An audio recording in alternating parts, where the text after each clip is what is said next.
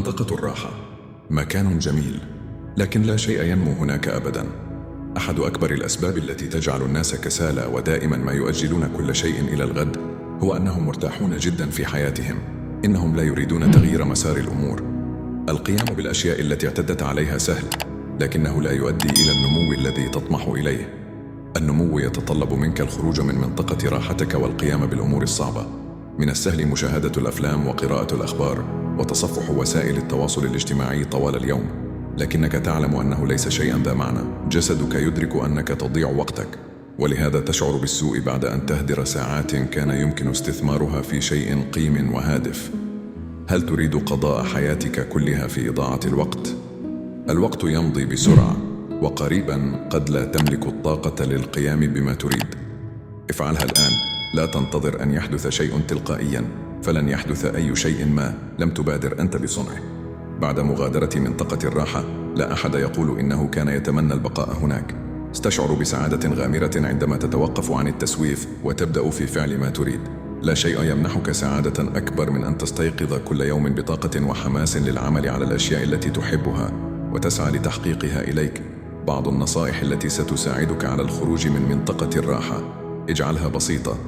عندما تحاول القيام بشيء جديد، احرص دائما على جعله بسيطا قدر الإمكان. لا تحاول فعل الكثير دفعة واحدة، ولا تفرط في التفكير في كل ما قد يسير بشكل خاطئ، لأن معظم هذه المخاوف لا تتحقق أبدا. ما عليك فعله هو أن تبدأ بأسرع وقت ممكن.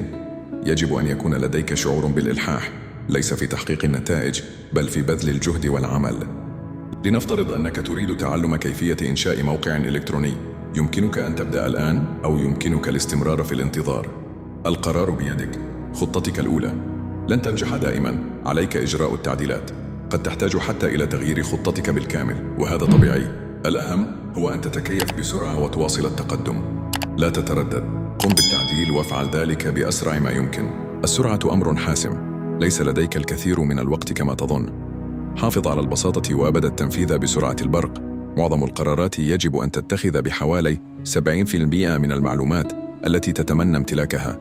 إذا انتظرت حتى تحصل على 90%، ففي معظم الحالات ستكون بطيئاً. ثانياً، ابدأ في التفكير بطريقة مختلفة. إذا كان الجميع يفكرون بنفس الطريقة، فهذا يعني أن هناك شخص لا يفكر. ليس عليك أن تفكر مثل الجميع. يمكنك أن تحكم لنفسك. يمكنك أن تفكر بطريقة لا يفكر بها أحد غيرك، وهذا مقبول تماماً. يجب أن تفكر وتفعل أشياء مختلفة عن الآخرين لتحصل على نتائج مختلفة. لا يمكنك أن تفعل ما يفعله الجميع وتتوقع نتائج مختلفة. لا يمكنك أن تكرر ما كنت تفعله في الماضي وتتوقع نتيجة مختلفة هذه المرة. معظم الوقت النتيجة ستكون نفسها. إذا كنت كسولاً، فتعرف النتيجة مثل المرة السابقة. ثالثاً، حدد أهدافاً واضحة. يجب أن نحدد أهدافاً واضحة تكون ممكنة وقابلة للتحقيق بسرعة. تحديد أهداف كبيرة وطموحة ليس أمراً سيئاً، ولكن المشكلة تكمن في أنه إذا كنت شخصاً كسولاً للغاية، فلن تعمل نحو تحقيق هذا الهدف، لأنك ستشعر أنه صعب جداً أو مستحيل التحقيق. لهذا السبب في البداية يجب أن تحدد أهدافاً صغيرة وسهلة يمكن تحقيقها. يجب أن تكون الأهداف أيضاً واضحة. على سبيل المثال، الهدف الواضح هو أنك تريد أن تخسر 2 كيلوغرامين في شهر واحد. أما الهدف غير الواضح فهو أنك تريد أن تكون صحياً. الهدف الذي لا يمكن قياسه ولا يحتوي على مدة زمنية ليس هدفاً. أنت فقط تنتظر معجزة تحدث. رابعاً، اكتب أهدافك. إذا لم تكتب أهدافك على الورق، يجب عليك البدء في فعل ذلك الآن. لن تندم على ذلك. إذا كانت لديك أهداف مكتوبة بوضوح وكنت تقرأها بانتظام، فإنها ستدفعك للتحفيز. استشعر ببعض الذنب إذا لم تفعل ما كتبته. أنا لست من محبي التطبيقات المختلفة التي يستخدمها الناس لقياس إنتاجيتهم. أعتقد أنها مضيعة كاملة للوقت. لا تحتاج إلى أي تطبيق للتركيز على أهدافك. أفضل كتابة الأشياء. تحتاج فقط إلى أمرين: القلم والورق. هذا كل شيء. لا تعقد الأمور البسيطة. أي شيء أكثر من ذلك هو مجرد مضيعة للطاقة. استندم على ذلك لاحقاً عندما لا نفعل ما نريد فعلاً ونؤجل الأمر. بدلاً من ذلك، يظل هذا الشيء يزعجنا ولا يسمح لنا بالعيش في سلام، لأننا نعلم في داخلنا أننا كسالى ويجب علينا القيام بتلك المهمة، لكننا لا نفعل. سابعاً، فكر على المدى الطويل. يمكنك أن تقوم بأمرين: يمكنك التفكير على المدى الطويل والقيام بالأشياء التي ستكون ذات قيمة لك في المستقبل، أو يمكنك إرضاء متعك قصيرة الأجل وتجاهل المستقبل. يجب أن يكون لديك في ذهنك كيف ستؤثر الأفعال التي تقوم بها في الحاضر على المستقبل. يمكنني أن أخبرك به بكل تأكيد أنك ستندم دائماً على كونك كسولاً. الكسل يشعر بالراحة في الحاضر لأنه يعطيك دفعة فورية من الدوبامين، لكن فعل شيء جديد صعب ولا يمنحك دفعة فورية من الدوبامين.